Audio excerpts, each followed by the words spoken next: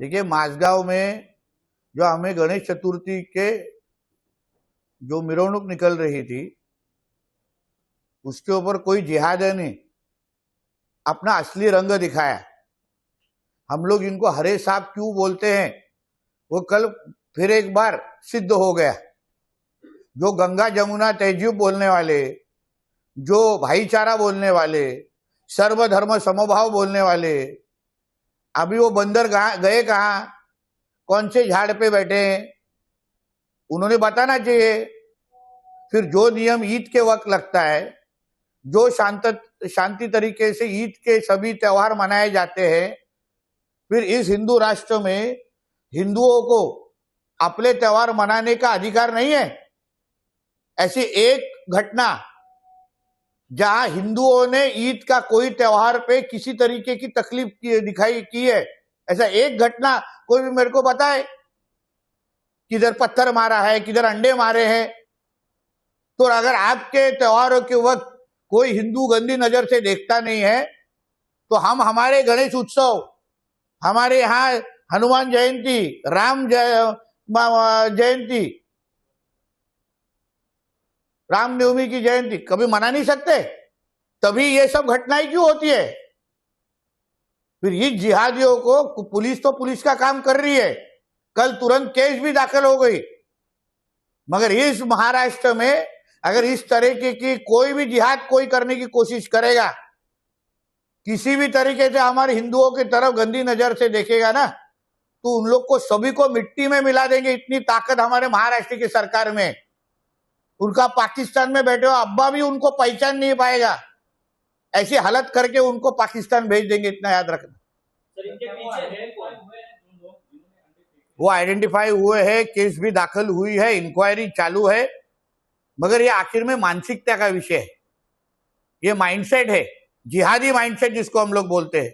ये कोई व्यक्ति नहीं है, मगर जिनको अगर जिहाद हमारे देश में बैठ के करना है, ये हिम्मत कोई भी हिंदू पाकिस्तान में कर सकेगा क्या?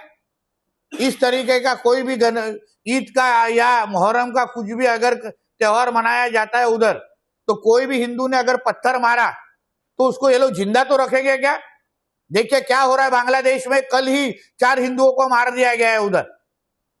तो कोई इस्लामिक राष्ट्र में जहां मुसलमान ज्यादा रहते हैं, वहां कोई अगर हिम्मत करता नहीं है, तो फिर इस हिंदू राष्ट्र में जहां 90% हिंदू रहते हैं, वहां हिंदू त्योहारों के ऊपर गंदी नजर देखने की ये लोग हिम्मत भी कैसे करते।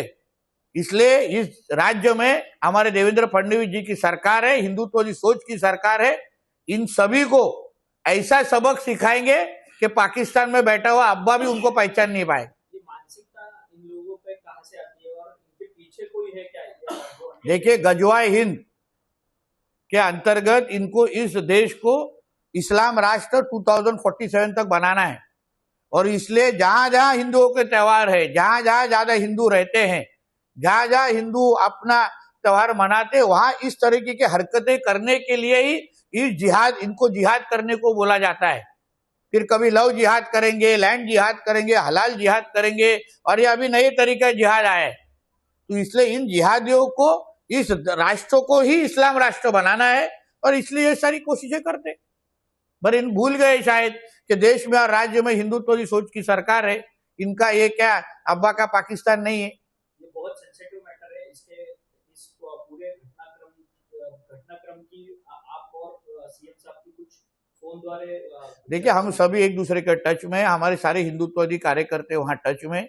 आखिर में लॉ एंड ऑर्डर का विषय है, इसलिए हम सभी को शांत रखने का हम लोग ने आह्वान भी किया है।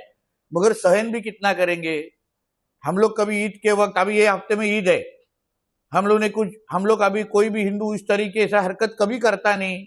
यही तो फर्क है ना भगवत गीता और कुरान में, यही फर्क है। यही हम लोग बार बार कहते हैं।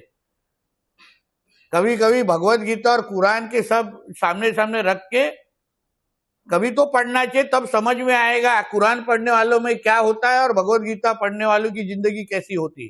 तब समझ में आएंगे कि ये लोग अंडे क्यों उठाते। लोकशाही मराठी ऐका, पहा, जागरूक रहा।